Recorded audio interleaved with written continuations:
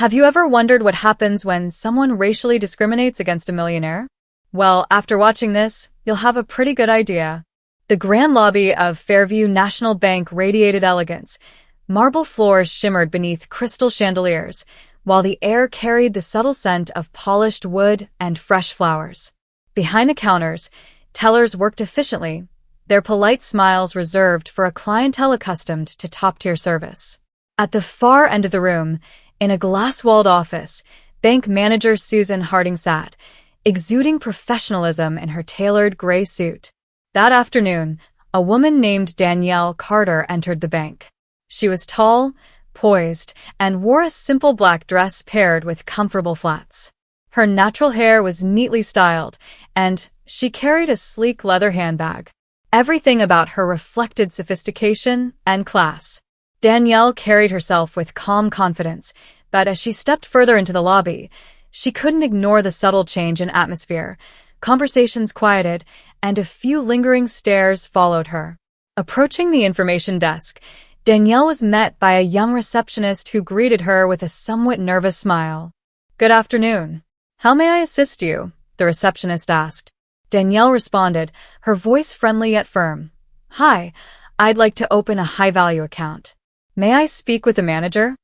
For a moment, the receptionist's smile faltered. "Oh, of course. Please wait here." She quickly hurried towards Susan's office, sneaking a glance back at Danielle as if to make sure she had heard correctly. Inside the office, Susan looked up from her computer as the receptionist leaned in and whispered, "There's a woman here asking to open a high-value account." She hesitated, lowering her voice. She, doesn't quite look like our usual clients." Susan raised an eyebrow.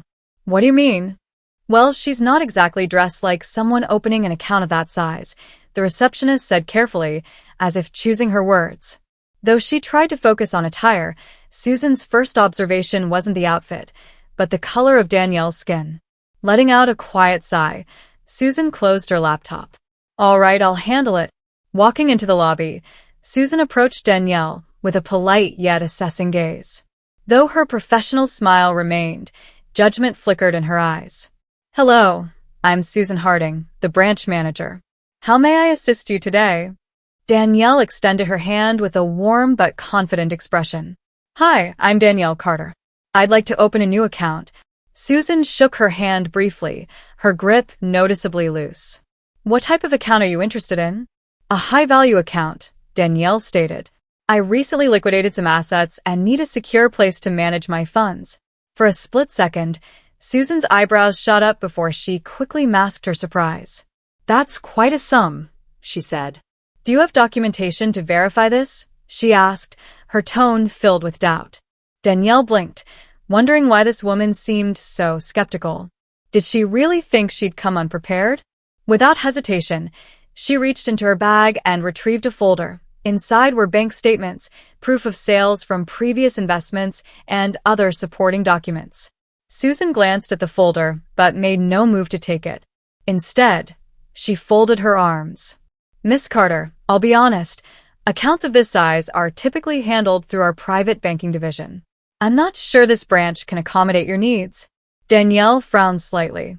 "I was under the impression that this branch offers comprehensive services to all account holders, regardless of account size." "We do," Susan replied, her tone tightening. "However, we're selective about the clients we take on. Managing accounts of this magnitude requires a certain level of trust and mutual understanding." Danielle's eyes narrowed. "Are you implying that you don't trust me?" Clearly flustered, Susan hesitated. "That's not what I'm saying. I just think you might be better suited to another institution. Perhaps one more familiar with your circumstances?" Danielle's jaw clenched. "And what circumstances would those be?" She held on to the hope that this was merely a misunderstanding. "Before we continue, we'd love your support. Don't be like Susan. Subscribe and like this video now." Now back to the story.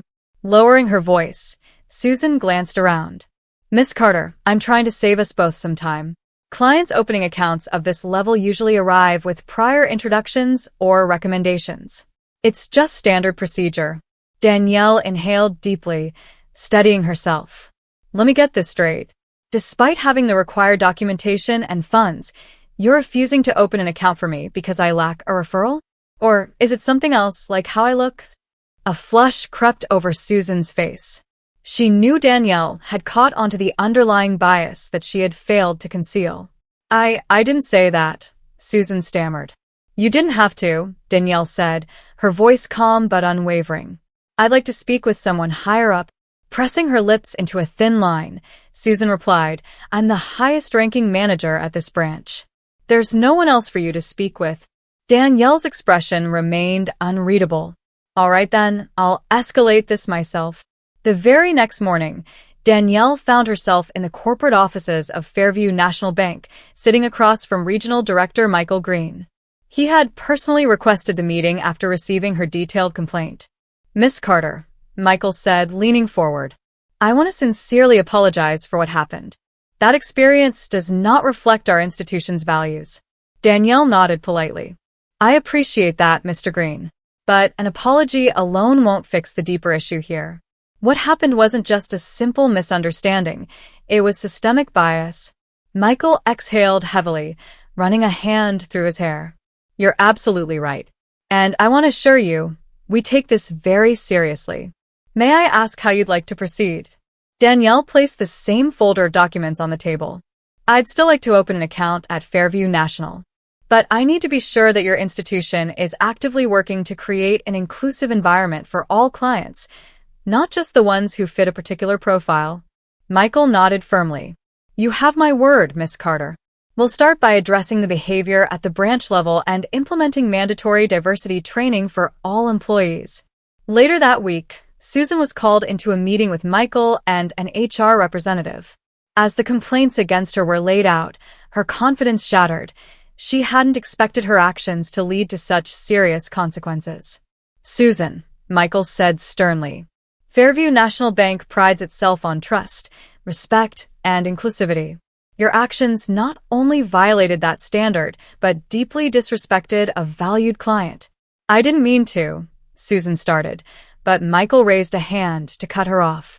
Intent doesn't erase impact, he stated firmly. Effective immediately, you'll be placed on administrative leave while we review your position. Susan's face drained of color. Please, Mr. Green, just give me a chance to make this right. Michael's expression softened slightly. That's not up to me. You'll have the opportunity to respond during the review process. Over the following months, Fairview National implemented new training programs focused on diversity and customer service. Danielle, now a trusted advisor to the bank, worked alongside them, helping shape policies that ensured all clients were treated with dignity and respect.